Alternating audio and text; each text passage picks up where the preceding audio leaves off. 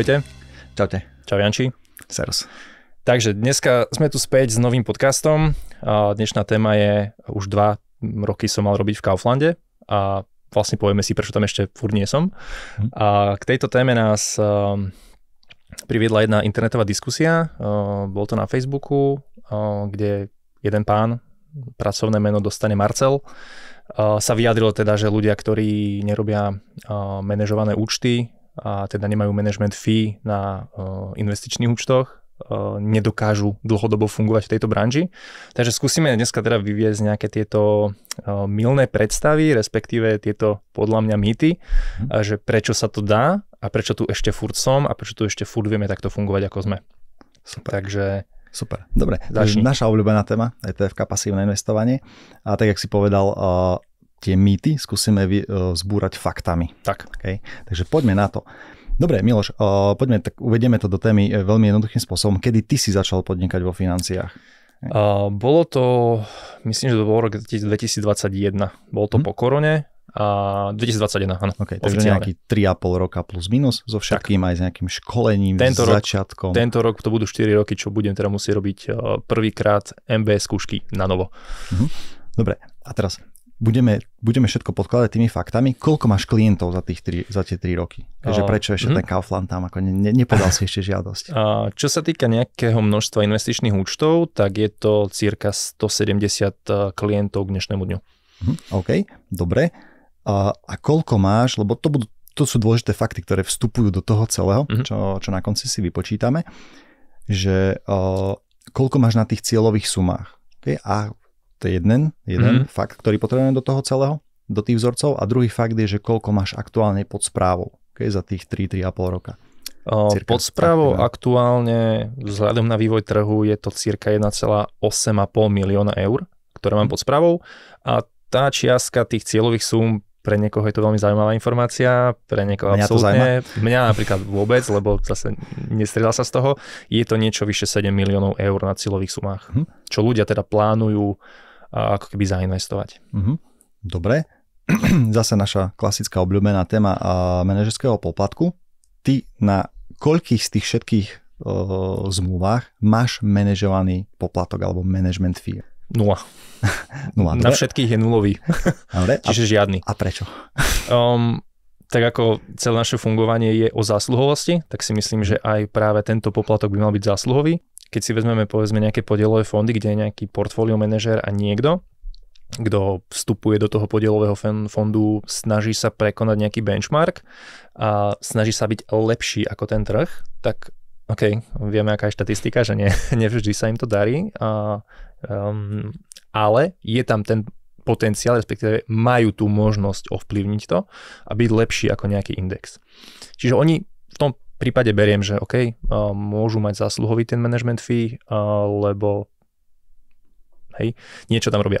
Každopádne možno ten success fee by bol ešte zásluhovejší, že keď naozaj prekonajú nejaký konkrétny benchmark, tak vtedy si ho popýtajú. Samozrejme niekedy tam býva aj kombinácia. Sú také spoločnosti? Sú také spoločnosti, áno, veľmi, veľmi známe, veľmi veľké. Takže z tohto hľadiska podľa nás nie je ten management fee zásluhový, lebo my nevieme ovplyvniť tie ETF-ka, nevieme vstúpiť do nich. Áno, urobili sme nejaký research, urobili sme nejaký prieskum, urobili sme nejaký výber tých ETF, ktoré spĺňajú tie kritériá, aby boli vhodným produktom pre klientov, ale nevieme ich ovplyvniť. My nevieme ovplyvniť tú výkonnosť toho ETF-ka.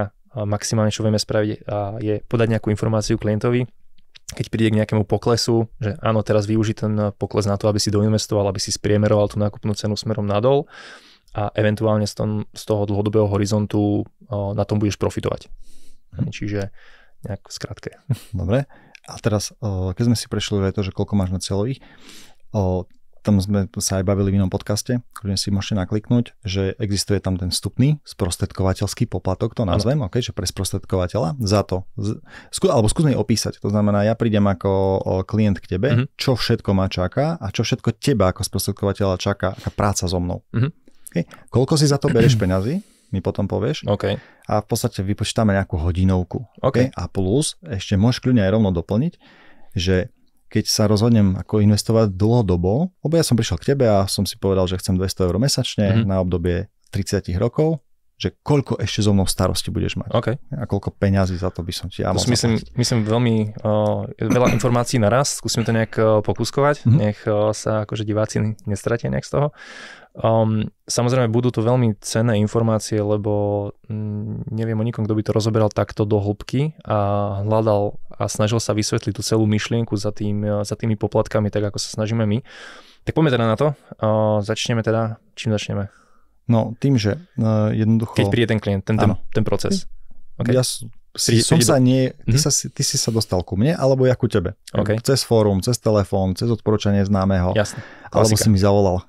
Poď Janko, nevideli sme sa 20 rokov, poď na kavičku. Okay, klasika. OK, dobre. Čiže berme to tak, že teda príde nejaký dopyt, že teda niekto má záujem investovať.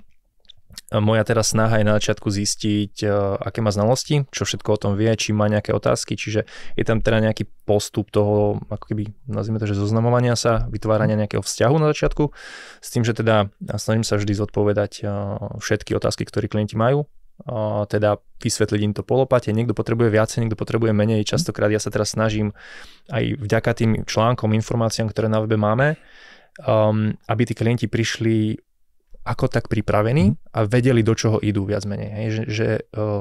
Snažil som sa to zautomatizovať tak, aby som nemusel tým klientom vysvetľovať vždy všetko to isté od začiatku, ale keď si jednoducho ten web prečítajú, tak zistia, že aha, toto mi dáva zmysel, rozumiem, a ak má nejakú dodatočnú otázku, ktorá tam nie je zodpovedaná, tak sa opýta. Hej? Čiže je tam teda nejaké zodpovedanie, nejaká diskusia, nejaká konverzácia.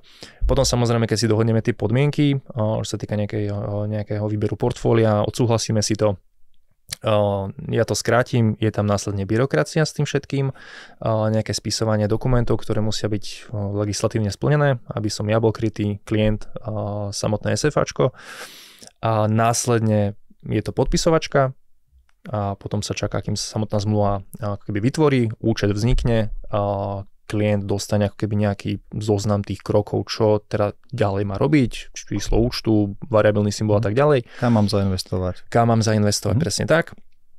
No a v podstate berme to tak, že je to všetko.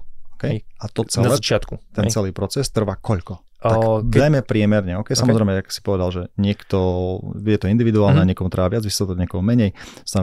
Snažil si sa ten proces automatizovať vďaka takému rýchlemu finančnému vzdelávaniu, lebo na druhej strane to investovanie úplne nie je nejaká šialená veda okolo toho. Ak si človek toto absolvuje, tak plus minus by sa mal vedieť orientovať. Presne tak. Ľudia, respektíve ja to môžem povedať aj takto, že konkurencia veľmi radi z toho robia ako keby raketovú vedu, že oni sú naozaj tí kravaťáci, tí ľudia v oblekoch, ktorí vyslovene do toho vidia a stane sa proste, že klientovi posunú iba nejaké konkrétne základné informácie a ten klient potom vidí toho sprostredkovateľa ako niečo viac, že proste ten človek naozaj sa mu to stará a nevidia do tej kuchyne.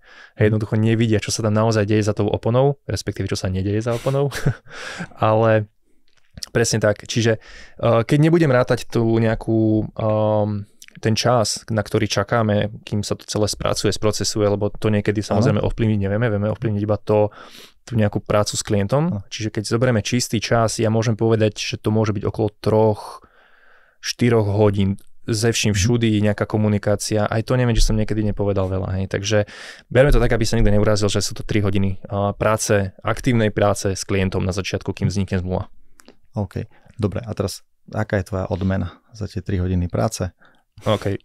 Tá odmena v podstate môže byť od 0 do 5% z toho vstupného poplatku. Čiže keď si vezmeme, že... Z cieľovej sumy. Z cieľovej sumy, presne tak. Čiže keď si vezmeme, že tá priemerná cieľová suma... Ja som chcel 200 eur krát... Môžeme to kľudne hodiť do čísel. 12 krát každý mesiac, krát 30 rokov, tak cieľová suma je... Ja to rovno hodím sem takto do tej kalkulačky, nech máme všetky údaje. Je to 72 000. Na koľko by som ti zaplatil? V tomto prípade by to bolo 1% z tej sumy. Čiže bolo by to 720 eur, ktoré by si ty ako klient zaplatil. Samozrejme to, čo sa už dostane ku nám, je o niečo okresané. Nech sme transparentní, niečo si necháva z SFAčko, nie a zvyšok ide vlastne ku nám. Takže keď to dáme do čistých čísel, cirka 550 eur sa dostane ku mne na mojej pozícii, čo sa týka akoby výplaty, nazvime to takto. Dobre, takže 550 eur, deleno 3-4 hodiny si mal so mnou roboty. Deleno 3 hodiny, teraz si zoberme, že tá hodinovka, áno, na sprocesovanie, teraz sa bavíme naozaj, že to je 1%. Máme tu naozaj sprostredkovateľov, konkurenciu, je nás 20 000, ktorí si nepýtajú 1%, pýtajú si 2, 3, už som videl aj 5% vstupný poplatok. Hej, takže nech si každý odpovie sám, aká je tá hodinovka. My sme na 1% pri investícii 200 eur na 30 rokov a naša respektíve moja hodinovka je 183 eur. Nech si každý povie, či to je málo, či to je veľa, ako to má zvyšok konkurencie. Už nechám samozrejme na každého uvážení. Ale áno, niekto by povedal, že ešte k tomu potrebujem aj management fee, aby som prežil. Ale ja si myslím, že akože v tomto prípade, v tejto modelovej situácii je 183 eur na hodinu. Ale stále je tu priestor ísť do Kauflandu. Aha. Dobre, ešte, ale že by sme boli úplne aj korektní a transparentní a všetko, to znamená, že bude so mnou následný servis nejaký. Lebo počas tých 30 rokov som ti nejako zveril dôveru, staraj sa mi, manažuj mi tú investíciu a staraj sa o ňu. Tak čo ešte počas tých 30 rokov napríklad pri tých tvojich klientov, ktorí sme sa bavili, 160-170 klientov, investičných zmluv, tak koľko očakávaš ty roboty na najbližších, ja neviem, 20 alebo 30 rokov s nimi? Okay? Kľudne zase, že koľko hodín, alebo povedz mi, že čo ty musíš robiť ešte pre toho klienta.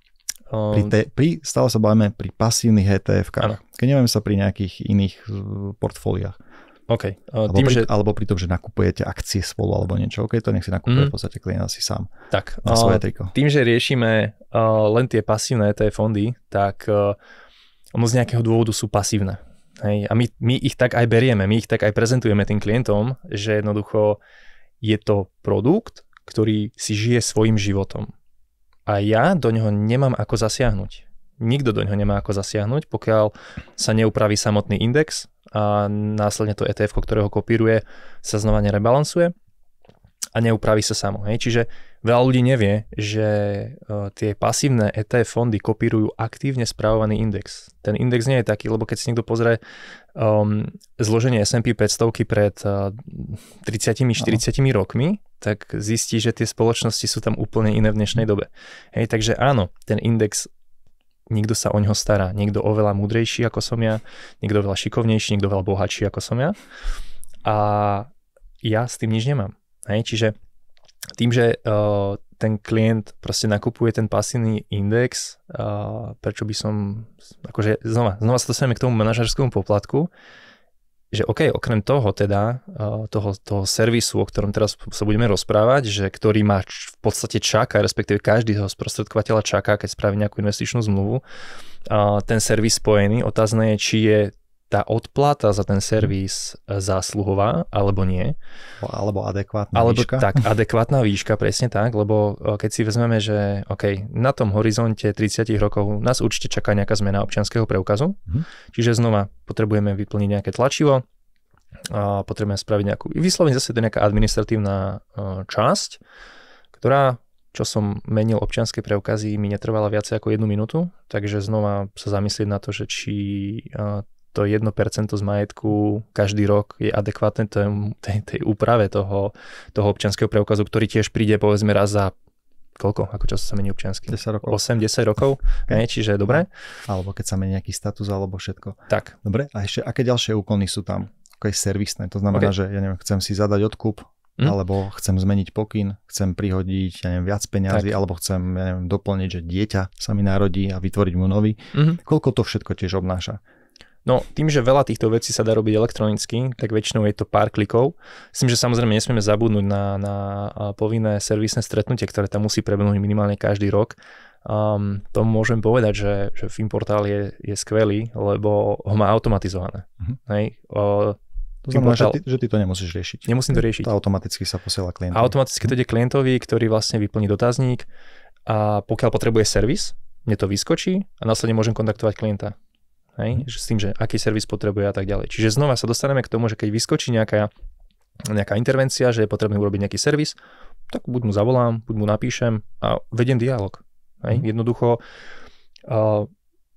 napísať mail v dnešnej dobe alebo zavolať si v dnešnej dobe, to Zase vráťme sa úplne na začiatok, keď sa to spraví na začiatku dobre, že ten klient proste nejde do toho investovania, že jedným uchom dnu, druhým von, ale proste reálne sa o to zaujímal, reálne si niečo načítal, a má nejaké basics a jednoducho vie, čo od toho môže očakávať, tak jednoducho on nepotrebuje sa ma každý rok pýtať, že čo to vlastne investujem, do čoho to investujem a čo sa deje. Hej? Čiže keď ten sprostredkovateľ, keďže dostal na začiatku, si myslím, že celkom pekne zaplatené. Dobrú hodinovku, tak by mal podľa mňa v jeho záujme chcieť, aby do budúcna mal tej práce čo najmenej a aby odviedol kvalitnú prácu na začiatku, aby ten klient tomu rozumel. Hej?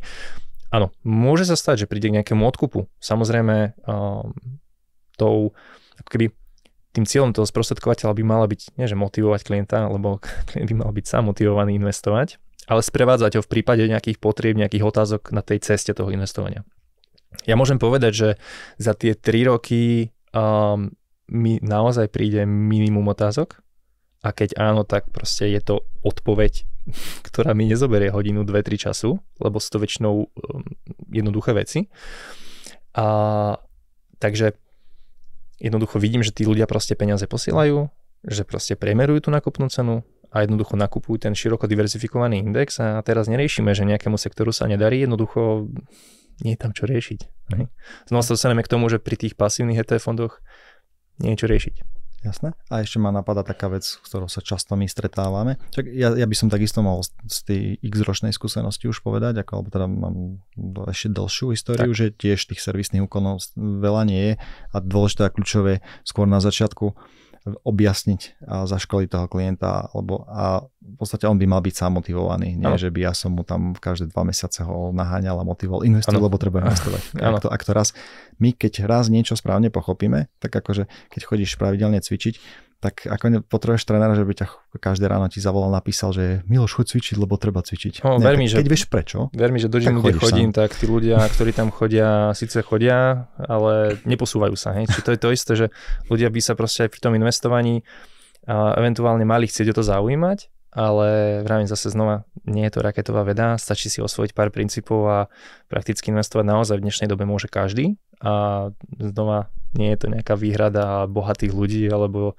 to je taká ten nepopulárny názor, hej, že investovať môžu len bohatí, ale v dnešnej dobe naozaj to môže byť od 20 eur mesačne a je jedno, či človek dokáže si to naučiť alebo nie, jednoducho sú možnosti v dnešnej dobe. Dobre, lebo ja som sa ešte možno s tou motiváciou, že proste ty by si mohol mať aj tú odplatu za to, že v čase prepadov zase posielaš, alebo v čase nejakých, že kedy je najvhodnejšia doba investovať, alebo teda kedy je lepšia a výhodnejšia. Včera. To znamená, že aj za toto je nejaká forma odmeny alebo zásluhový princíp. V podstate pošleš klientovi informáciu o tom, teraz sú nejaké prepady na trhu, vypredaje to nazvime, alebo niečo, to znamená doinvestuje alebo dokupuje. No, ja to beriem tak, že toto je jeden z tých argumentov, ktorí používajú sprostredkovatelia, že prečo vlastne si berú ten manažerský poplatok, že my posúvame informácie klientom, ktorí sa tomu nevenujú, ale dostávajú od nás informácie, že teraz je nejaký prepad. No dobre, ja som zobral v modelovom príklade som zobral 180 eur na hodinu na začiatku a teraz si mám pýtať 1% ročne skrz to, že príde raz za 6, 7, 8 rokov nejaký väčší prepad, lebo akože informovať klientov, že prišiel 3% pokles a pri tej ich investičnej stratégii, ktorá investuje 2-krát do mesiaca, nestíhajú až tak reagovať na ten pokles, čiže eventuálne sa oplatí podľa mňa akoby informovať tých klientov, keď príde k nejakému výraznejšiemu poklesu. To myslím, že aj vidia niekde v správach a tak napríklad. Presne tak, vidia, že sa niečo deje, vedia, že je nejaká pandémia, vidí rok 2020, v marci ten trh poklesol o 30% a bolo jedno, kde bol v akom indexe, jednoducho tam to postihlo každého. No ale vyslovene jednak si to všimnú buď sami v aplikácii, lebo ľudia sú zvedaví, my sme zvedavé tvory a radi sa pozeráme na vývoj tých investícií, aj keby podľa mňa by to malo byť práve naopak, by malo byť tak, že nastaviť trvalý príkaz a zabudnúť a pozrieť sa na ten účet o 30 rokov, lebo vtedy človek naozaj pasívne investuje a ide mimo tých emócií. Hej. Ale presne je dobré mať v tom prípade toho človeka, ktorý sa o to zaujíma, ktorý sa stará, ktorý áno, mal zaplatené za zriadenie tej zmluvy, a dá vedieť, hej, že teda prišlo k nejakému poklesu na trhu a kto proste má nejaké voľné prostriedky, áno, nech to využije, nech zainvestuje. Hej, ale znova sa dostaneme k tomu, keď si dáme do čísel ten manažerský poplatok, či to stojí za to? No, poďme na to. To spravíme taký teraz na záver, konkrétny výstup z toho celého. Štiplavý výstup na záver. Že čo, lebo ako ľudia si povedia niekedy o 1%, čo to je. Ale poďme to dať do zaujímavých čísel a zoberme zase tvoj prípad. Okay? Alebo to je konkrétne, že zoberme tvojich klientov, cieľové sumy a že keby dneska si prestal robiť a iba klienti naplnili cieľové sumy, že čo by pre nich, aký efekt poplatkov by mal pre ich... Môžeme to kľudne spraviť tak, že zoberme si príklad znova, že teda keby ja beriem v dnešnej dobe manažerský poplatok a na týchto 160 klientov, ktorých mám, alebo respektíve 170 klientov, ktorých mám, tak, a má ho tam, tak... Z cieľovej sumy 1,8 milióna, čo si spomenul? 7. Zo 7 z tých naplnených? Presne, okay. Čiže zoberme si príklad, že teda v priemere niekto z nich investuje 200 eur mesačne. Kľudne vypočítaj a iba medzi tým poviem, že veď aj z tých 1,8 milióna by nebol zlý pasív. Že? To je pravda. Tých 1000 eur mesačne nie je zle. Áno, ono to tak vychádza, že keby v dnešnej dobe aktuálne po kvázi 3 rokoch práce, nazvime to takto, mať 1100-1200 eurový pasívny príjem. To by si mal dobrá bokovka popri Kauflande. Ten Kaufland by som už nemusel riešiť, vieš. Okay. Dobre, čiže na jednotlivca 200 eur mesačne 1%, čo je taký štandard na našom trhu, ten manažerský poplatok. Teraz tam nebudem rátať ani ten vstupný poplatok, lebo je naozaj irelevantný v tomto prípade. 8% ročný výnos, 30 rokov, čiže klient navklada 72 000 a vyťahne 245 000, sprostredkovateľ sa potlápka, že spravil dobre, klient zarobil, klient šťastný, lebo videl plusové číslo. Čo klient nevidí, respektíve keby si to zráta, tak zistí, že zarobil o 54,5 tisíc menej, ako by zarobil, keby tam ten manažerský poplatok nemal. Čiže znova 1% ho pripravilo o 54,5 tisíc eur. Zase, že by si to ľudia vedeli predstaviť, čo je 54 000 eur. Včera som bol v Škodovke a aktuálne nový Superb. Okay. Laurin and Clement. Áno. Keby som ja mal 54 000 a mohol vyplatiť skôr hypotéku napríklad, ako celkom by to potešilo. Som žene, napríklad žene, keby som povedal. Alebo deťom, keby som to odozdal na nejakú, ja neviem, na ich prvé bývanie. Okay? Dobre, tak. To je efekt poplatkov, ktorý spôsobilo iba 1% management fee. Dobre, a teraz veľmi jednoducho to správame tak a nebudeme vymýšľať, že dajme tam koľko? Tých 160-170 tvojich klientov? Zoberme, že 170 klientov v priemere investujú 200 eur mesačne. Okay. Lebo samozrejme niekto investuje menej, niekto investuje viacej. Urobme priemer 200 eur. Čiže s tým, že samozrejme bavíme sa o dnešnej dobe, neriešime tam infláciu, že príjem sa bude zvyšovať, ľudia by si mali aj viac odkladať a tak ďalej. Okay, berme, že keby zastaví sa kompletne celý svet, trh, vývoj a tak ďalej. Čo by to znamenalo pri tých klientoch? V podstate môžeme vynásobiť tých 54 000. Ono to vlastne vychádza to tak, že je to cirka 34 000 mesačne, je ten vklad, ktorý majú tí klienti dokopy. A zoberme znova teda 1%, 8% ročný výnos, 30 rokov. Zistíme teda, že suma vkladov je 12 240 000, to je vlastne to, čo klienti navkladajú súčasne. Tipni si, koľko je efekt poplatkov, teda to, čo dokopy, ako keby o koľko menej zarobia skrz poplatok. Ja by som to tak vynásobol, že keď bolo vtedy 54 000 tých 170 klientov a mal by som sa dostať na nejakú veľmi zaujímavú sumu. Dostaneme sa spolu na 9,3 milióna eur. Čiže nejaký akože poviem to teraz naozaj hnusne, nejaký sprostredkovateľ, ktorý má 170 klientov, ktorí investujú 200 eur mesačne. Teraz sa naozaj nebavíme o ľuďoch, ktorí sú bonitní, ktorí tam posielajú tisícky, oveľa viacej eur. Dostaneme sa na to, že títo ľudia zarobia menej o 9,3 milióna eur dokopy. To je veľa. To je efekt poplatkov. Každý nech si to premietne do niečoho, čo si vie predstaviť. Okay? 9,8 milióna asi nevieme spoločne ani predstaviť. Ale na druhú stranu, áno, vďaka tomu aby som nekrivdil nikomu, vďaka tomu sprostredkovateľovi tí ľudia zarobili cirka 30 miliónov eur spolu. Okay.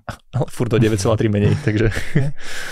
A povedali sme si, že alebo každý nech si odpovie, že či tých 9,8 milióna stálo za to občianske, za to upravovanie pokynov, zmeny čísla účtov, možno po prípade, keď sa zmenia nejaké fondy, tak zase úprava pokynov a to, že mu pošlem raz za čas nejaký newsletter, že je kríza, investuj viac.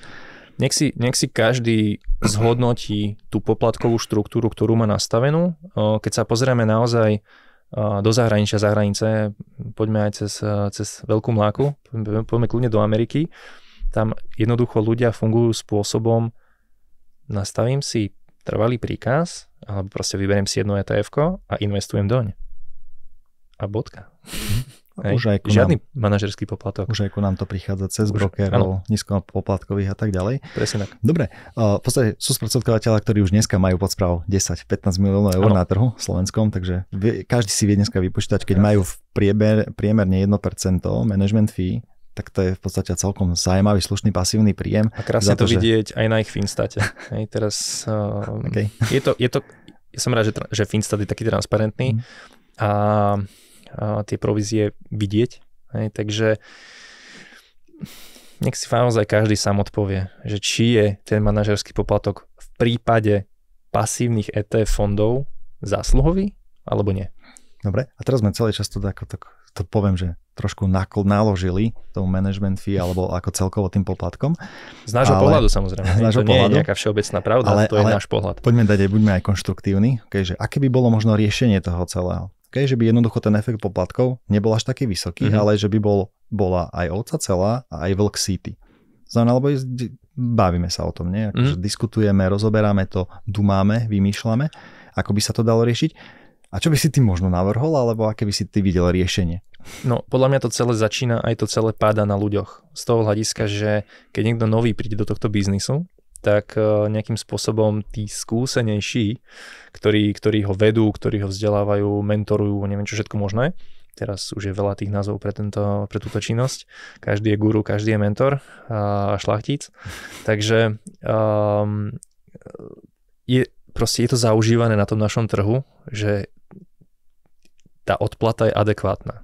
Čiže keď sa zmení sa ten trh, respektíve to zmýšľanie toho trhu, kedy si hlavne klienti začnú uvedomovať, že tu nejaké poplatky sú. To nehovorím teraz o nejakých bankových produktoch, hovorím o bežných produktoch, ktorí riešia sprostredkovateľia a začnú si uvedomovať, čo platia. Že jednoducho na začiatku to až tak neboli, ale v budúcnosti to bude bolieť veľmi. A keďže sprostredkovateľ má za úlohu, ale má motivovať klienta, tak má ho motivovať, aby investoval dlho, čiže tie poplatky sa nabalujú a tak ďalej a tak ďalej a tak ďalej. Takže podľa mňa musí prísť nejaká zmena, jednoducho musí sa o tom hovoriť viacej a jednak to budú tí ľudia, ktorí neviem, či začnú teda rásť tie nejaké chrbtové kosti a začnú sa pozerať na tú prácu, na tú odmenu, že naozaj to už nebude o nejakom lifestyle, o nejakých autách, bohatstve, víziách a neviem čom všetkom, akože jasné, plány treba mať aj všetky tieto veci, ale tá seba prezentácia, veľa ľudí to proste robí skrz to, že sa môže ukázať na tých sociálnych sieťach, ako sa im darí a častokrát to práve platí ten management fee. Jednak toto a druhá vec, samozrejme, máme možnosť poskytovať rôzne produkty. Takže kto rieši investície a rieši iba investície a poskytuje ako keby investície bez manažerského poplatku, áno, môže byť pravda, že môže mať problém. Pokiaľ nemá nekonečný prístup klientov, no ale áno, ten človek eventuálne, keď si získa tú dôveru toho klienta a vie, že sa na ňo môže obrátiť ako na odborníka, ktorý proste nie je bezcharakterný, že proste vie, o čom rozpráva, venuje sa tomu, tak ho eventuálne môže osloviť s nejakou poistkou, nejakou starou zmluvou, prerobením, odporúčením, čímkoľvek. Čiže toto je znova odpoveď toho, že ja nikoho nenútim do cross-sellu. Ja nie som ako keby odkázaný teraz na to, aby som každému jednému predal celé portfólio. Máme tu takých sprostredkovateľov, ktorí proste musia nastavovať celé portfólio, musia robiť finančné plány a teraz od A po Z dostanú kompletný balíček tých produktov. My riešime potreby tých klientov. Čiže keď majú potrebu investovať, tak riešime potrebu investovať. Keď majú potrebu riešiť životné poistenie v nejakej životnej fáze, riešime životné poistenie. Čiže takto by som povedal, že je to možné riešiť, len musí to začať tými ľuďmi. Ak máš ty niečo, čo tebe napadá, čo by sa mohlo zmeniť? Jasné. Tak ako mňa napadá upraviť tú poplatkovú štruktúru a nastaviť ju zásluhovo, za úkony, niečo. Proste keď si v banke berú takisto za nejaký prídeš na pobočku a niečo zaplatíš za to, že nejaké tlačivo sa menilo alebo čo. Tak toto je cesta, ale je to samozrejme na dlho. Len zase vieš, niekto si povie to, že tak ja sa teraz mám vzdať XY tisíc mesačne a mám brať za nejaký konkrétny úkon 10 €. Vieš, je mi jasné, že veľmi ťažko sa odchádza od pasívneho príjmu. Hej. Keďže ho nemám, tak si viem predstaviť, aké to musí byť náročné, keď ho niekto má a zrazu by ho nemal. Hej. Čiže preto som sa aj radšej rozhodol ísť týmto smerom. Aj kvázi celé to zmýšľanie tej firmy našej je, že ten pasívny príjem je možné vytvoriť, ale nie tak, aby šiel z vrecka klienta. Zásluhovo. Asi sa pobavíme v ďalších témach o tom, že koľko servisu náročnosti je pri tom, keď spravím neživotný majetok alebo životné poistenie a tak ďalej pri hypotékach a koľko tam je roboty za tým a tam zase nejaké následné a ďalšie efekty poplatkov, ktoré spravia minus 54 000 €, asi sa nemôžeme baviť. Ale tam naozaj môžeme hovoriť obzvlášť pri neživotnom poistení, že je s ním, nechcem povedať, že kopec roboty, lebo v dnešnej dobe áno, je to možnosť vyklikať veľmi rýchlo, ale tá hodinovka rapidne klesá, ale podľa mňa toho servisu je tam oveľa viacej, lebo tomu človeku sa častejšie môže stať práve niečo takéto, ako potrebuje urobiť zmenu v portfóliu v rámci pasívnych ETF fondov. Ešte cestovné poistenie je také cukrikovo zaplatené. Dobre, OK. Takže v podstate, čo by si Miloš ešte možno dodal na záver, že neviem, vidíme sa v Kauflande niekedy? Vidíme sa maximálne na nákupe. Ja plánujem robiť preto všetko, aby sme my akoby posúvali tú našu myšlienku, aby si to ľudia začali uvedomovať. A ja si myslím, že je tu viacero ľudí, ktorí už začínajú si uvedomovať ten efekt poplatkov, hovoriť o ňom, čo je super, lebo donedávna nič, vôbec tma. Hovorilo sa o nejakých poplatkoch a demonizovali sa poplatky, ale nehovorilo sa o tom až tak, takže ja si myslím, že je to zase iba otázka času, kedy príde akoby tá nejaká nová vlna toho celého, a že si to ľudia budú viacej uvedomovať a možno začnú tlačiť na svojich sprostredkovateľov, ktorých majú a začnú sa pýtať a reálne si začnú uvedomovať, že naozaj sa mi ten sprostredkovateľ za posledné 3 roky neozval a moje portfólio má ešte napríklad furt nastavené podielové fondy. Hej. Podotýkam od roku 2018, myslím, že tu máme možnosť nastavať ETF fondy. Prosím, nech si každý skontroluje v rámci svojho portfólia, v rámci svojho voľného času a svojej budúcnosti, či ešte furt nenakupuje nejaké staré podielové fondy, ktoré sú v strate napríklad. Hej. V dobe extrémnych rastov. S tým sa stretávame bežne. Tak. Plus nech si skontroluje ETF-ka a či tam má náhodou manažovaný poplatok. takže tak. Dobre, díky Miloš za tvoj čas, za múdrovanie ohľadom našej obľúbenej témy a vidíme sa pri ďalšom podcaste.